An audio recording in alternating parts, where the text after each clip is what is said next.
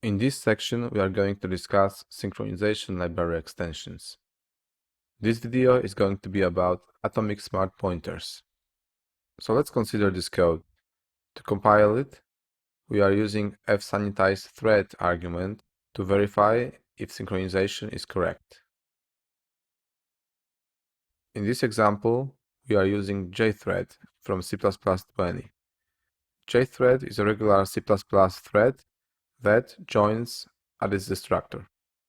So here we have shared pointer, and then we make a copy, and inside lambda we assign it to a new value. And we are going to do this in two separate threads.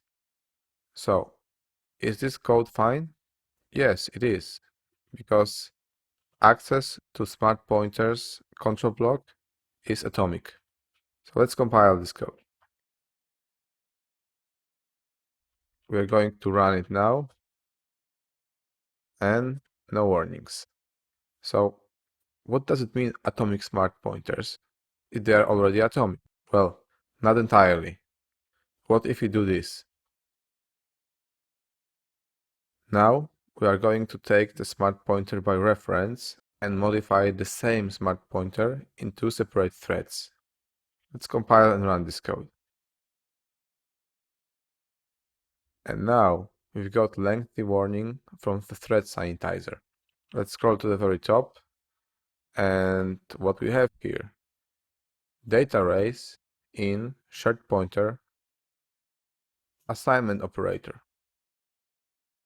That means that shared pointer is not that atomic as we thought.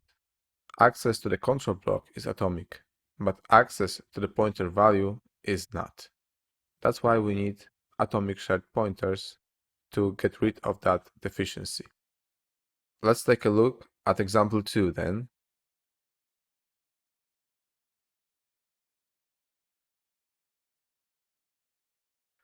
This is pretty much the same example.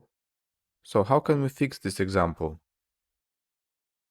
In principle, we have to make shared pointer really atomic, and can be done this way.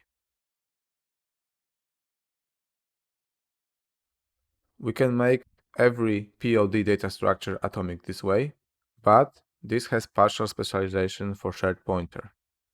So in this way, assignment is now atomic and safe. Unfortunately, we cannot compile this code in any current compiler. But this is the way to solve it. And it is going to work when atomic smart pointers are correctly implemented in the compilers.